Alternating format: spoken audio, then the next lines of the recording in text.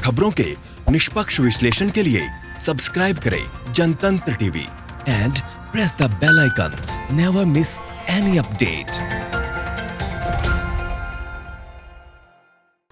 Line of actual control यानी कि LAC पर चीन के साथ हिंसक झड़प में शहीद कर्नल संतोष बाबू का पार्थिव शरीर आज हैदराबाद पहुंचेगा। उनका शाम 4 बजे अंतिम संस्कार किया जाएगा।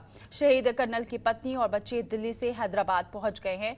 बाकी परिवार हैदराबाद में है। शहीद कर्नल संतोष बाबू के पिता B उपेंद्र ने कहा है कि वो सिर्फ 37 साल का था और उसके सामने एक सुनहरा भविष्य था।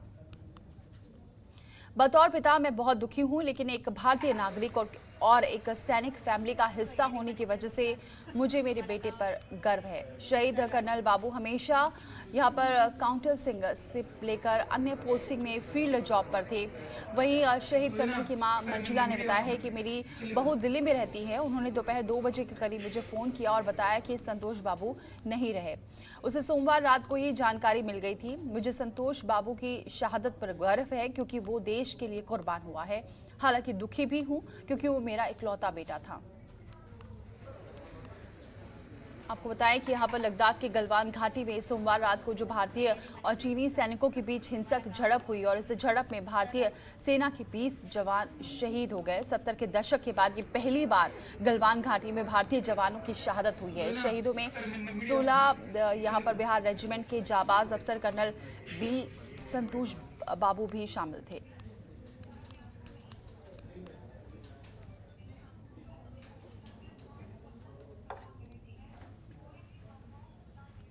और चलिए इसी पर हमारे साथ जुड़ चुके हैं JK त्रिपाठी जी, जो पूर्व राजदूत रहे हैं। बहुत स्वागत है JK त्रिपाठी जी हमारे साथ जुड़ने के लिए। सर, अब जो हालात हैं इसे आप कैसे देख रहे हैं? अब आगे क्या होगा? क्योंकि अभी ये खबर मिल रही है कि जो लगातार बातचीत हो रही है चीन के साथ, वो अभी बेनतीजा ही हो रही है। देखिए, ये बहुत ही दुर्भाग्यपूर्ण है कि हमारे इतने जवान और ऑफिसर मारे गए हैं। हालांकि उनकी ओर से भी कैजुअलिटीज हुई हैं, लेकिन ये इसलिए भी ज़्यादा दुर्भाग्यपूर्ण हो जाता है कि उस समय हुआ जब बड़े ऊंचे स्तर पे बातचीत चल रही थी और कई राउंड बातचीत के हो चुके थे, जिसमें ये कहा जा रहा था कि अब मामला काफ़ी कुछ सुधरने लगा है। दोनों देशों की सेनाएं 2.5 किलोमीटर पीछे चली गई हैं।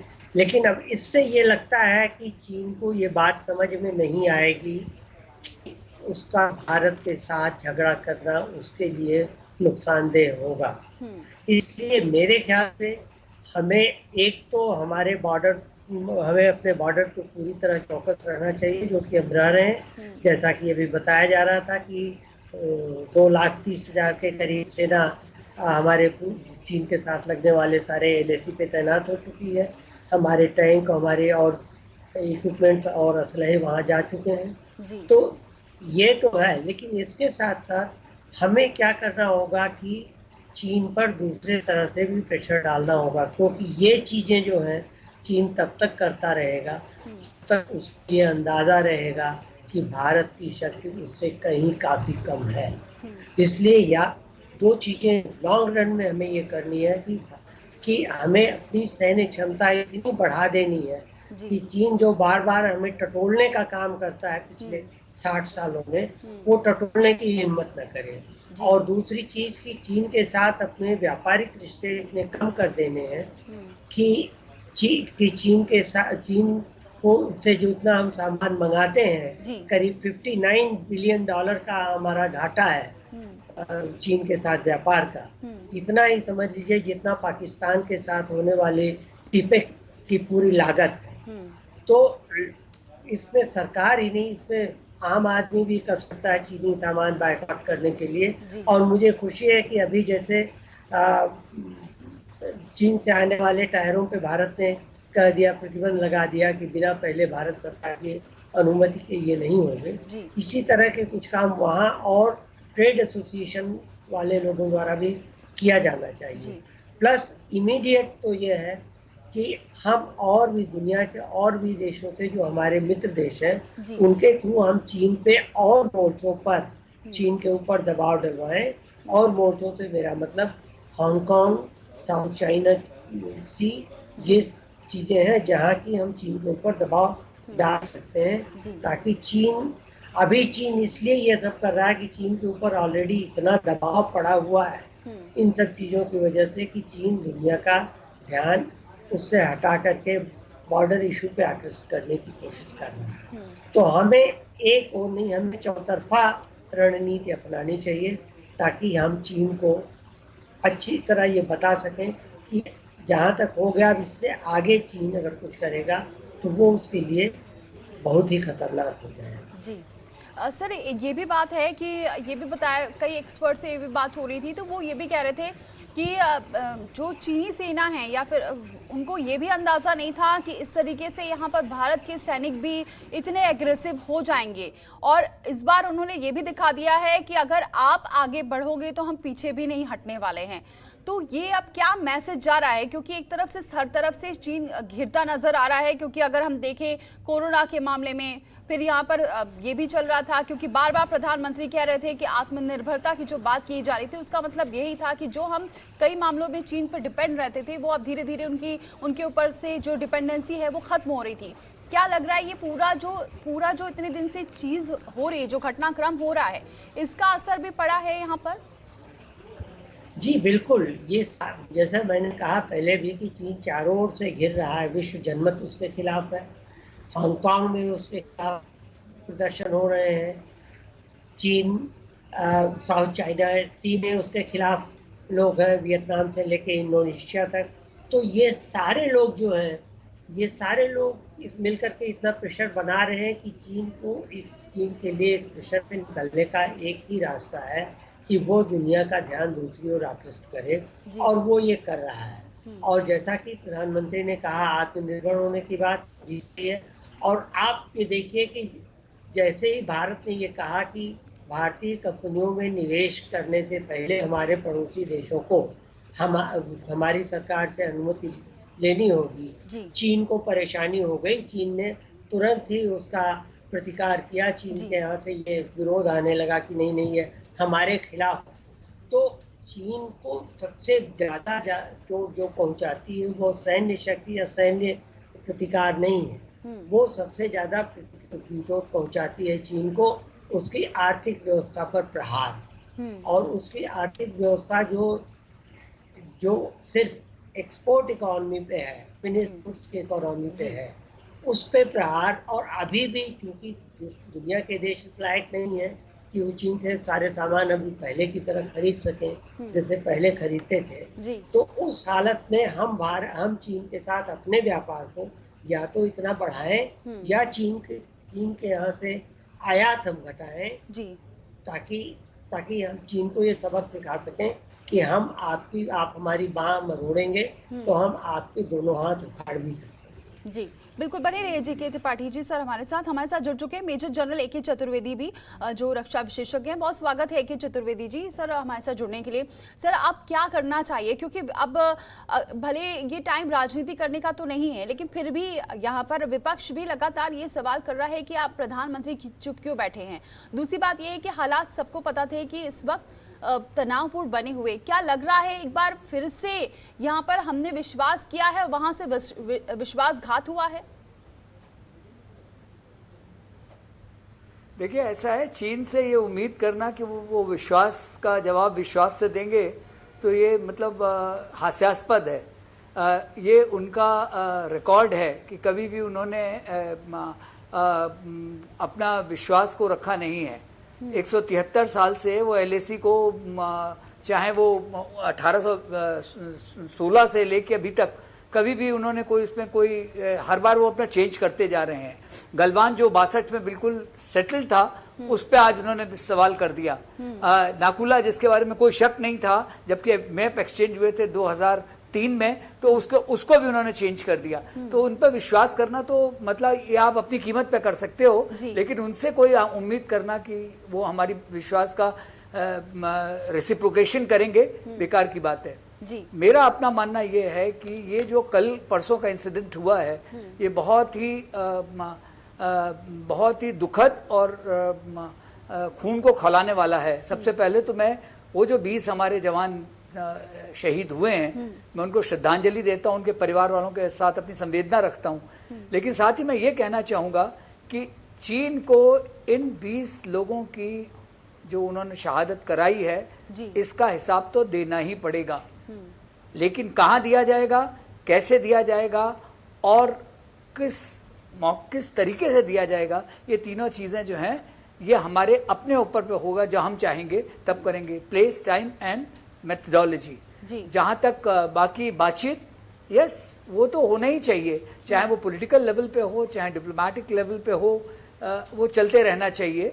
क्योंकि हर चीज़ों का मैं भी सुन रहा था, जो एक बहुत अच्छी बात हमारे प्रीवियस पैनलिस्ट ने बोली है, जो इकोनॉमिक चोट जो चाइना को होगी, जो उनके एक्सपोर्ट बेस्ड इकोनॉमी है, वो वैसे ही घबराए हुए हैं। क्योंकि पोस्ट कोविड जो उनके यहाँ है, इस बार उन्होंने अपना फिगर्स ही नहीं डिस्क्लोज किए हैं। जहां तक उम्मीद है 5 से 6% उनकी इकोनॉमी श्रिंक होने जो जीडीपी उनका श्रिंक होने वाला है। तो इस हालत में अगर जो इंडिया ने एक डिसीजन लिया कि हम अगर जो भी इन्वेस्टमेंट किया जाएगा $1 बिलियन से ज्यादा, वो हमसे पूछ के होगा। अगर आज हम सारे उनके एप्स बंद कर दें, धीमे धीमे करके, जो लो टेक्नोलॉजी वाले हैं, पहले तो बड़ी टेक्नोलॉजी वाले तो धीमे धीमे होंगे, लेकिन लो टेक्नोलॉजी, मूर्तियां बनाना, बिजली की झालर, ऐसी चीजें अगर हम बंद कर दें तो उनकी इकोनॉमी में बहुत असर पड़ेगा। और ये हम लोगों को इकोनॉमिक चोट जरूर करनी चाहिए, क्योंकि ये कॉम्प्रिहेंसिव नेशनल पावर उनके अगेंस्ट सप्लाई होनी चाहिए, सिर्फ मिलिट्री पावर नहीं है। मिलिट्री पावर में ग्राउंड टू ग्राउंड हम लोग जो है बराबर की उसमें हैं।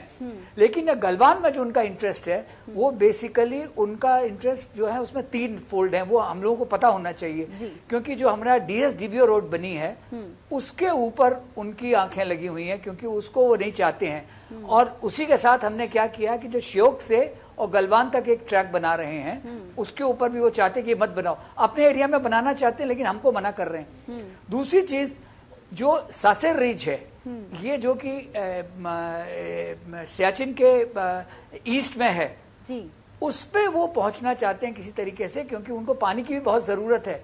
क्योंकि जो उनके पास पानी की कमी है, तो श्योक और इंडस का पानी वो चाहते हैं। तीसरी चीज, नुब्रा में अगर श्योक पे पहुंच गए तो नुब्रा पहुंच के वो ले को थ्रेटन कर सकते हैं, और इससे जो CPEC वाला है उसको भी उनको डेथ देने का उनका चांस है। तो मेरे ख्याल में ये चीजें बहुत लंबी चलने वाली हैं और हमको मजबूती से इसका मुकाबला करना पड़ेगा। और ये भारतवर्ष 1962 का भारतवर्ष नहीं, ये उनको पता होना चाहिए। लेकिन सर, क्या लग रहा है, आप बोल रहे हैं कि यहाँ पर ये करना चाहते हैं, जिस तरीके से आपने 3 चीज़ें बताई हैं, लेकिन जो अभी हालात हैं ये क्या संभल सकते हैं? भले अभी वहाँ पर शांति है, लेकिन क्योंकि जैसे जैसे आंकड़े बढ़ रहे हैं, सबका गुस्सा सामने आ रहा है, क्योंकि किसी ने अंदाज़ा नहीं लगाया था, क्योंकि एक तरफ बातचीत चल रही थी और अभी जो बातचीत हो रही है, क्या लग रहा है कि अब आसानी से इसका हल निकल पाएगा? उन्होंने तो विश्वासघात किया है। जब 6 जून की मीटिंग में ये डिसाइड हुआ कि डिसएंगेजमेंट होगा, तो डिसएंगेजमेंट वो जो परसीव्ड LAC पे होना था, वो सडनली आके बढ़ के आ गए पेट्रोल पॉइंट 14 पे, जो कि उसके वेस्ट में है। तो वो 14, अब वो कहते कि नहीं जी LAC तो 14 पेट्रोल पॉइंट 14 से, जो कि कभी नहीं था। गलवान में कभी भी कोई शक शुबा था ही नहीं। तो जो चाइना ने विश्वासघात किया है, उससे उनको तो उसकी कीमत तो चुकानी ही पड़ेगी। जहां तक ये बातों का सवाल है, यस, इंटरनेशनल प्रेशर है, हम दोनों ही न्यूक्लियर पावर हैं, तो इतना और एक रिस्पॉन्सिबल देश है भारतवर्ष, तो बातचीत से सुलझाना, लेकिन चाइना की अकाउंटेबिलिटी तो फिक्स्ड होनी पड़ेगी। ये ऐसा नहीं है कि हर बार वो मिडिल किंगडम की तरह कि हम राजा हैं और नीचे सारे जो हैं हमारे प्रजा हैं, वो चलेगा नहीं, इस बार नहीं चलेगा। क्योंकि उनका जो कॉन्सेप्ट है कि हम राजा हैं मिडिल किंगडम में, ऊपर भगवान है और नीचे सारे वेसल स्टेट्स हैं। तो India is not a vessel state. उन्होंने यही साउथ चाइना सी में कोशिश की, वियतनाम के साथ वही चीज उन्होंने मलेशिया के साथ की, वही इंडोनेशिया के साथ, फिलीपींस के साथ की।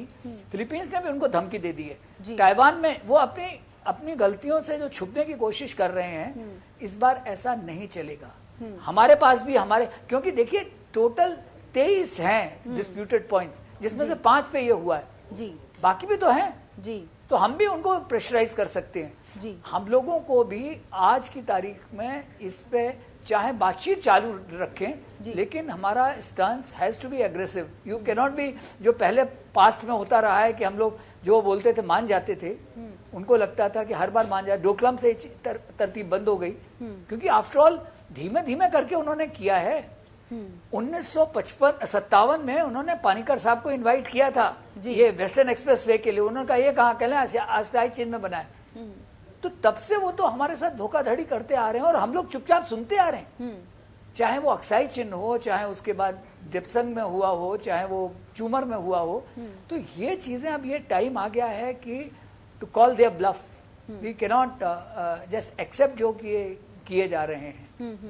बिल्कुल ये सही बहुत कह रहे हैं। जरूरी है बहुत कि जहां तक फौज का सवाल है, देखिए फौज जो है वो देश की संप्रभुता की रक्षा करने का आखिरी इंस्ट्रूमेंट है। उसके पहले डिप्लोमेसी, पॉलिटिकल, वो सब वो चलते रहना चाहिए। ये चीजें पैरेलल हैं। जहां तक फौज है, फौज से ये उम्मीद करना कि हम बातचीत करके सुलझा लेंगे, अरे क्या ये बदतमीजी है कि आप डंडे और लाठियों से मारने की कोशिश कर रहे हो, पत्थर फेंक रहे हो।